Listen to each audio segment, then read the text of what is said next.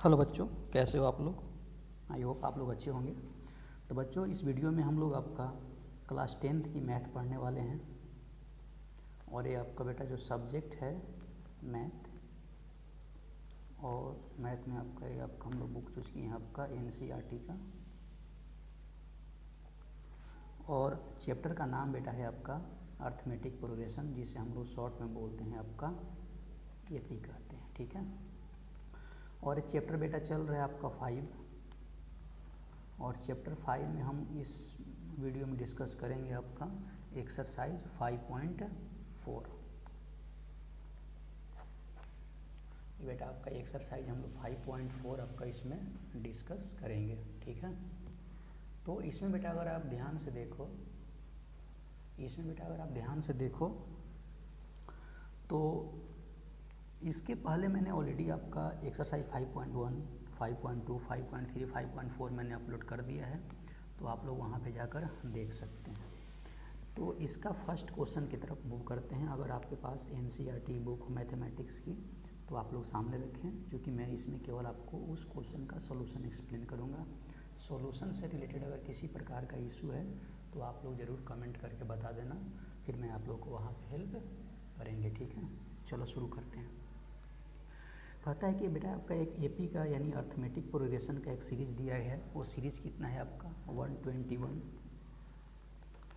117, 113 और ये आपका जैसे ऐसा सीरीज दिया गया है। ठीक है।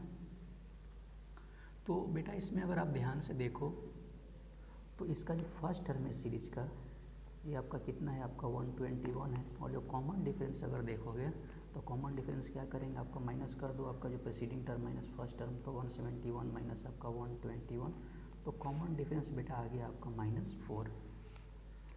तो क्वेश्चन बताना बेटा है कि ये जो सीरीज चल रहा है अर्थमेटिक प्रोग्रेशन का, इसका कौन सा जो नंबर है आपका नेगेटिव होगा। ठीक है। हम लोग को प्रूफ करना है कि इसमें कौन सा नंबर नेगेटिव होगा। तो मान लो बेटा आपका कि let nth term of this series, nth term be the first negative.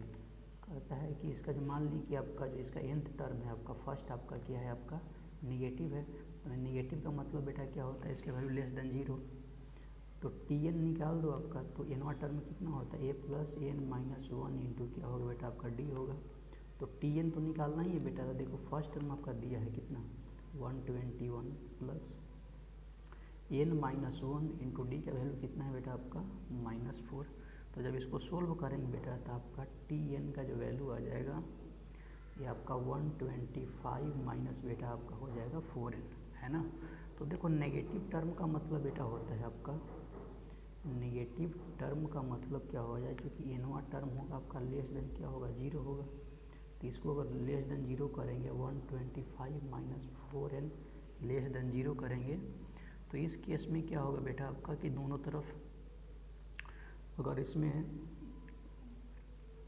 इसको इस तरफ भेजोगे तो साइन चेंज करेगा, तो यहाँ पे कंडीशन आ जाए बेटा आपका -4n लेस देन माइनस आपका 125। तो बेटा इसको यहाँ से सोल्व करने के बाद आ जाएगा कि n का जो वैल्यू है ग्रेटर देन आपका 125 अपॉन कितना हो जाएगा 4, यानी बेटा n ग्रेटर देन आपका, इसको सिंप्लीफाई करोगे तो 31 अपॉन आपका 4। तो देखो अर्थमेटिक इसका जो वैल्यू आ रहा है बेटा फ्रैक्शन में आ रहा है, लेकिन ये पॉसिबल नहीं है। तो 31 के जस्ट बाद कौन सा नंबर होगा बेटा आपका, तो यहाँ पर n का वैल्यू आपका क्या आ जाएगा, 31 के बाद जो नेक्स्ट टर्म होगा आपका 32 होगा। तो फ्रैक्शन नहीं होता है, तो इसके 31 के बाद आपका 32 होगा। यानी इस सीरीज का बेटा जो आपका 32 जो टर्म है वो क्या होगा, आपका नेगेटिव होगा। तो यानी लिख सकते हैं आपका 32 टर्म विल बी बेटा क्या होगा, आपका नेगेटिव होगा। ये आपका जो है ना 32 टर्म आपका क्या होगा, नेगेटिव होगा। ठीक है। चलो अब बेटा क्वेश्चन नंबर 2 की तरफ चलते हैं। आप लोगों के पास बुक है तो आप लोग बुक को भी आप हेल्प ले सकते हो, क्योंकि उससे सोल्यूशन थोड़ा सा समझने में और आसानी होगी। चलो नेक्स्ट क्वेश्चन की तरफ बेटा इसमें ध्यान दो। इसमें क्या दिया है कि the sum of third term and 7th term of AP is 6। इसमें बेटा दिया है कि जो सम ऑफ थर्ड टर्म और 7 टर्म का जो सम है बेटा वो दिया है आपका 6 दिया है, एंड दियर प्रोडक्ट आपका 8 दिया है। तो find the sum of first 16 term, तो 16 टर्म निकालना है। तो सबसे पहले मान लो बेटा कि लेट फर्स्ट टर्म, मान लेते हैं आपका कि इसका जो फर्स्ट टर्म है, लेट फर्स्ट टर्म आपका है, और बेटा इसका जो कॉमन डिफरेंस मान लो,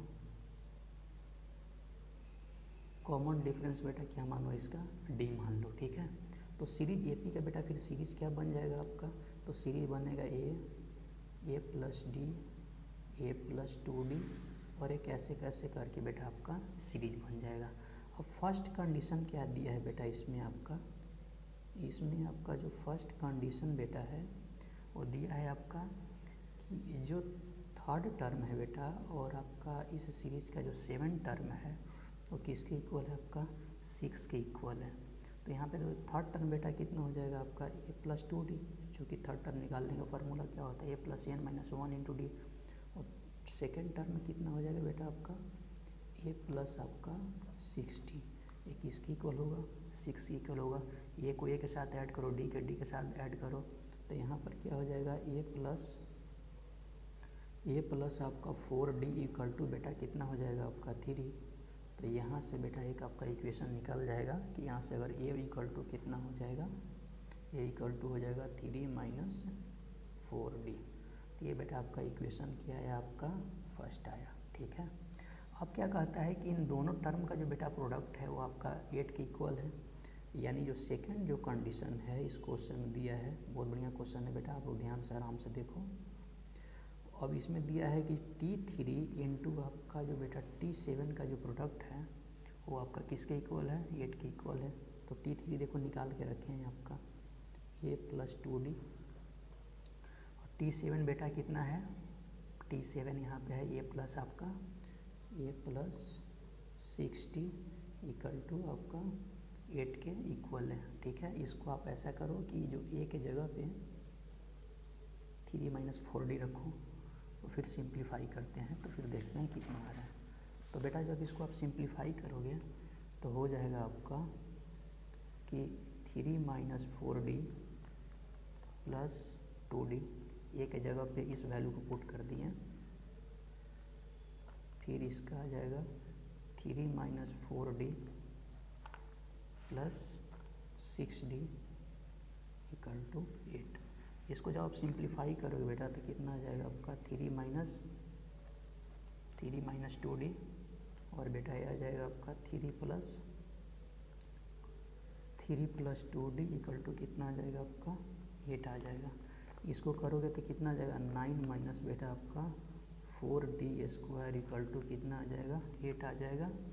तो यहाँ से बेटा अगर सोल्व करोगे, इसको इस तरह भेजोगे, तो इसका मतलब ऐसे हो जाएगा बेटा कि डी स्क्वायर इक्वल टू कितना आ जाएगा 1 अपॉन यहाँ पे आ जाएगा 4, यानी कहने का मतलब डी का जो वैल्यू आ जाएगा प्लस माइनस 1/2।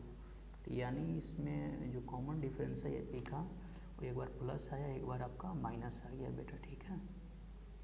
तो हम लोग दोनों कंडीशन को लेके करेंगे कि जब अगर मान लो कि इसमें जो कॉमन डिफरेंस है कि डी का जो वैल्यू अगर एक बार 1/2 ले लेते हैं, तो सम ऑफ जो 16 टर्म कितना होगा n/2, तो n के जगह कितना हो जाएगा 16/2 प्लस क्या होता है 2 इंटू ए के जगह पे बेटा कितना लिख देंगे आपका 1 plus 16 minus 1 into common difference 1/2। तो इसको कितना होगा, कट जाएगा आपका 8 टाइम्स, तो 8 इंटू कितना हो जाएगा 2 प्लस यहाँ पर कितना हो जाएगा बेटा आपका 15/2, चूँकि 16 माइनस 1 15 कितना हो जाएगा 2। इसको एलसीएम लेकर सोल्व करोगे तो बेटा ये आपका यहाँ पे जो सम ऑफ 16 टर्म यहाँ पे अगर सोल्व करोगे यहाँ 4 आ जाएगा, यानी इसको ऐसे सिंप्लीफाई कर दो। 8 इंटू कितना हो जाएगा आपका 4 प्लस 15/2, 4 प्लस 15 कितना आ गया बेटा आपका 8 इंटू 19/2 कट गया 4, यानी कितना आ जाएगा बेटा आपका यहाँ पे 76। तो यानी सम ऑफ जो एन टर्म बेटा आ गया आपका ये कितना आ गया 76, जब यहाँ पे कॉमन डिफरेंस का वैल्यू आपका 1/2 लिए थे, ठीक है। अब बेटा इसमें एक कंडीशन और भी है कि एक बार अगर माइनस लेकर देखो डी का वैल्यू, -1/2 लेकर देखो, तो जो सम ऑफ जो 16 टर्म होगा बेटा n/2, यानी n के जगह पर कितना होगा 16/2 इंटू 2 इंटू ए, 2a हो जाएगा, ठीक है 2a। यहाँ पे बेटा जो यहाँ पे a का जो वैल्यू आ गया था सोल्व करने के बाद, यहाँ पे 1 का आ गया था, ठीक है सॉरी यहाँ पे हाँ a का वैल्यू 1 आया था, लेकिन यहाँ पे अगर आप सोल्व करोगे इस इक्वेशन को पीछे वाले में पुट करोगे तो a का जो वैल्यू यहाँ पे आ जाएगा बेटा आपका, ये आ जाएगा आपका 5 के इक्वल आ जाएगा, ठीक है।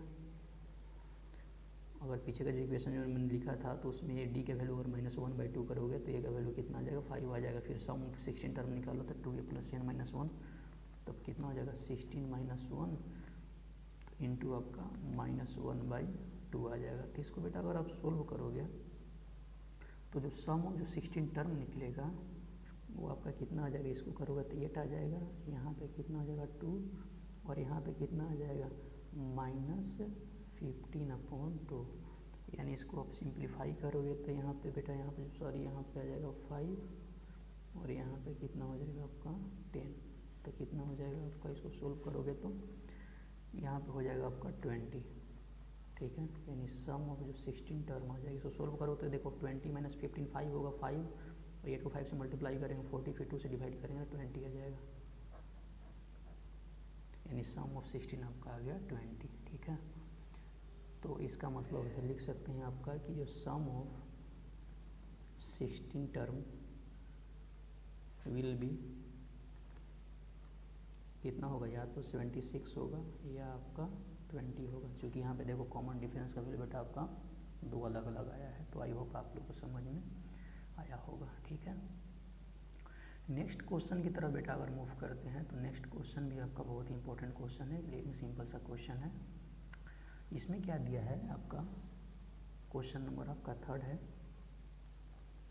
क्वेश्चन नंबर अगर 3 की बात करो, ए ladder has rungs 25 centimetre apart, कहता है कि कोई सीढ़ी है, इसमें क्या है कि उसकी जो सीढ़ियाँ चढ़ने की है आपका 25 सेंटीमीटर है।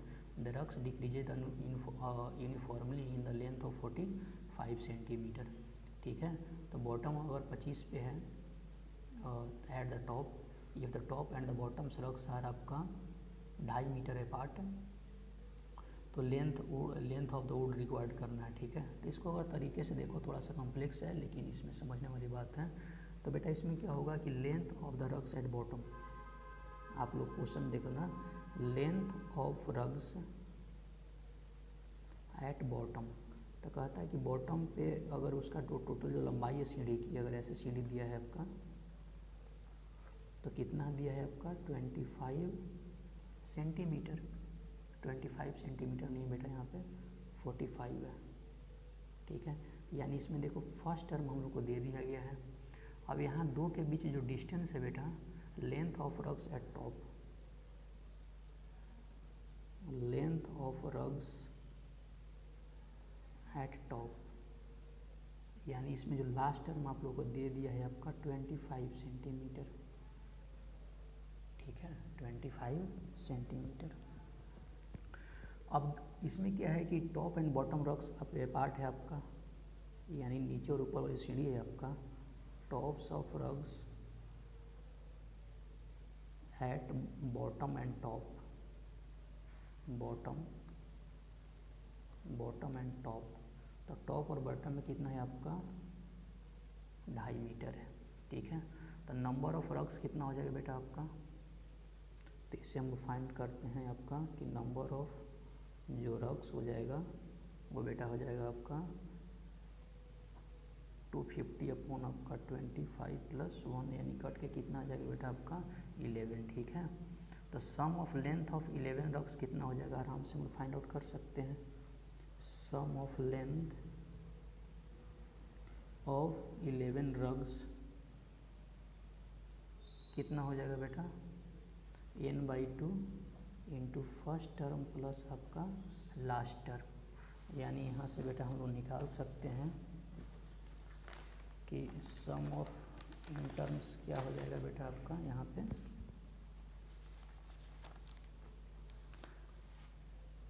सम ऑफ इन टर्म्स हो जाएगा बेटा आपका यहाँ पे कि Sn = क्या होता है n/2 इंटू क्या होता है बेटा first term plus last term.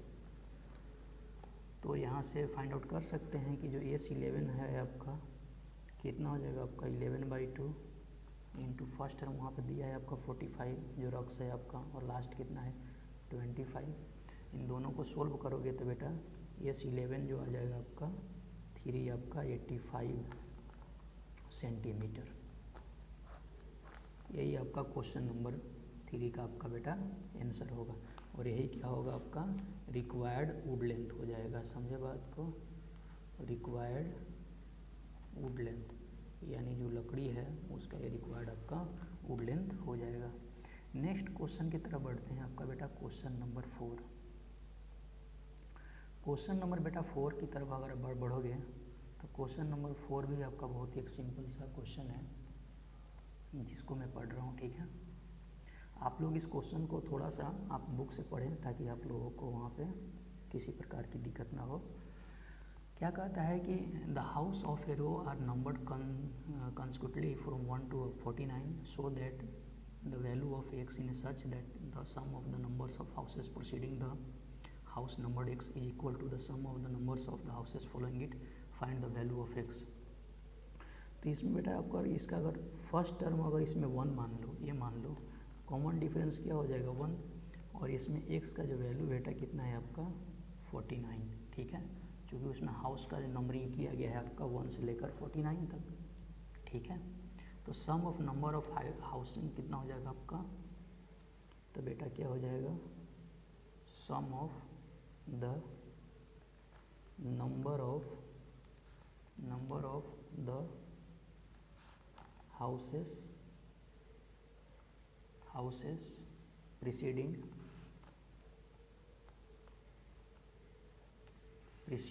the house numbered, preceding the house numbered. तो यहाँ पे हाउस नंबर कितना हो जाएगा x इक्वल टू बेटा SN-1, ठीक है, सॉरी x आपका x-1। तो अकॉर्डिंग टू बेटा अगर क्वेश्चन की बात करो तो सम ऑफ आपका x-1 इक्वल टू कितना हो जाएगा आपका s आपका 49 माइनस कितना हो जाएगा s आपका x। तो यहाँ से इसका सम ऑफ कितना हो जाएगा, यहाँ पे बेटा आपका n-1 था x-1/2, और फिर क्या होता है 2a प्लस n-1, तो n-1 के जब क्या लिखेंगे x-1 इंटू कॉमन डिफरेंस। तो कॉमन डिफरेंस बेटा ऊपर आपका दिया गया है कितना, उसको हम लोग क्या माने हैं आपका d सपोज किए हैं, और एक इसकी इक्वल हो जाएगा बेटा इसका इक्वल हो जाएगा, तो ये आपका इक्वल हो जाएगा सम ऑफ 49 टर्म, यानी कितना हो जाएगा 49/2 प्लस क्या हो जाएगा आपका 2a प्लस n-1d, मतलब आपका 48d हो जाएगा। ये वाला टर्म का सम इतना हो जाएगा, माइनस कितना हो जाएगा आपका, यहाँ पे मैं लिख दे रहा हूँ, यहाँ पे टर्म, ये जो टर्म बेटा नीचे मैं लिख दे रहा हूँ, माइनस आपका x/2 इंटू क्या हो जाएगा आपका 2a plus x-1 into d, यानी ये वाला टर्म का सम का ये है, ये वाला जो सम बेटा आपका ये है, और एस एक्स का सम का फार्मूला ये है, इसके पहले यहाँ पे माइनस लगा हुआ है, ठीक है। ये और ये दोनों आपका इकट्ठे हैं, ये आपका यहाँ पे इक्वल टू आपका ये है इस टर्म के बराबर है। तो इसको बेटा अगर आप सोल्व करोगे तो सोल्व करने के बाद बेटा ये आ रहा है कि x-1/2 इंटू क्या होगा 2a plus x-2 into d is equal to आपका 49/2 इंटू आपका 2a plus 48d minus x/2 into 2a plus x-1 into d। तो इसको आप सब्स्टिट्यूट करोगे बेटा, तो सब्स्टिट्यूट करने के बाद कितना आ जाएगा यहाँ पे x-1 into 2a plus x-2 into d is equal to 49 into, इसको मैं सिंप्लीफाई कर देता हूँ 2a प्लस 48D, यहाँ बेटा माइनस करो x इंटू क्या होगा 2a प्लस, मैं इसको सोल्व कर रहा हूँ वहाँ पे, XD माइनस आपका D हो जाएगा, इसको मल्टीप्लाई करोगे तो इतना ही आ जाएगा, है ना। अब इसमें क्या करो कि substitute value of A and D,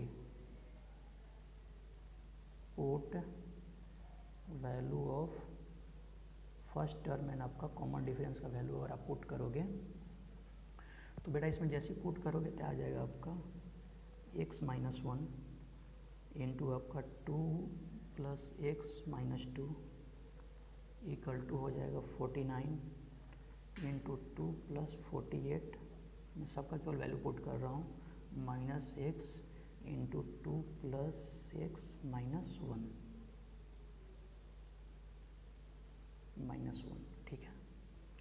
तो इसको यहाँ से मल्टीप्लाई और थोड़ा सा ऐड करो, आपका x इंटू कितना हो जाएगा x minus 1 equal to 49 into क्या हो जाएगा आपका 50 minus x into x plus 1। अब हम लोग बेटा x का वैल्यू निकालना है, तो इसको जब आप सिंप्लीफाई करोगे इस तरफ लेकर आओगे तो क्या हो जाएगा आपका x into x minus 1 plus x into x plus 1 equal to क्या हो जाएगा 49 इंटू 50, ये यहाँ देखो कट जाएगा, कैंसिल होकर बच जाएगा आपका 2x स्क्वायर इक्वल टू हो जाएगा आपका 4 बेटा 24 50, यानी यहाँ से बेटा क्या हो जाएगा कि x स्क्वायर इक्वल टू कितना हो जाएगा 1225, यानी 1225 को लिख सकते हैं आपका 35 का स्क्वायर, तो यानी यहाँ पे जो x का जो वैल्यू आ जाएगा बेटा आपका 35 आएगा, ये क्या होगा आपका आंसर होगा। यानी इस क्वेश्चन का, यानी क्वेश्चन नंबर 4 का ये बेटा इसका आंसर क्या है, करेक्ट आएगा आपका 35। अगर सॉल्यूशन से रिलेटेड अगर कोई इशू है बेटा तो आप कमेंट जरूर कर देना, मैं आप लोगों को वहाँ पे हेल्प कर दूँगा, ठीक है। चलो अब बेटा हम लोग क्वेश्चन नंबर पढ़ते हैं आपका 5, ठीक है। इस चैप्टर का क्वेश्चन नंबर 5 पढ़ते हैं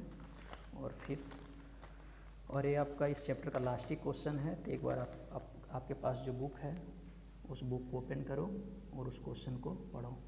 क्वेश्चन नंबर 5 बेटा क्या कहता है, ए स्मॉल टेरेस एट ए फुटबॉल ग्राउंड कंप्रोमाइज आपका 15 स्टेप, कहता है कि कोई फुटबॉल का आपका ग्राउंड है, उसका जो टेरेस है आपका उसमें 15 स्टेप है, विच चीज़ आपका जो आपका 50 मीटर लॉन्ग है and be less solid concrete, each step has a foot rise, जो सीढ़ी की जो स्लेयर होती है आपका वो आधा मीटर की है, एट एंड आपका 1/2 मीटर, ठीक है।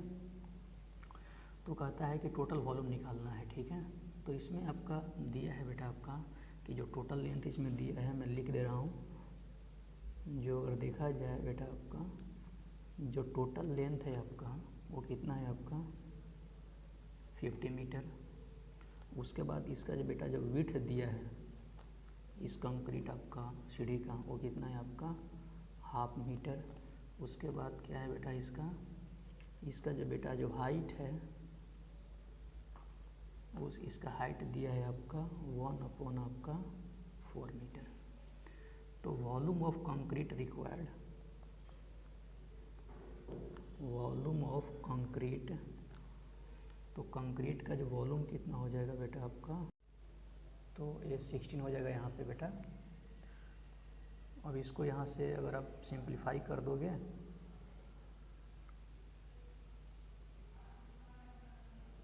तो 25 में, तो इसको आप सिंप्लीफाई कर दोगे तो यहाँ जो टोटल जो वॉल्यूम हो जाएगा इसका 750 आ जाएगा और ये आपका आ जाएगा मीटर क्यूब। यही क्या होगा टोटल आपका कंक्रीट का क्या होगा आपका वॉल्यूम होगा। Thank you very much. तो आज आप लोगों का एक्सरसाइज 5.4 आपका समाप्त हुआ। Thank you.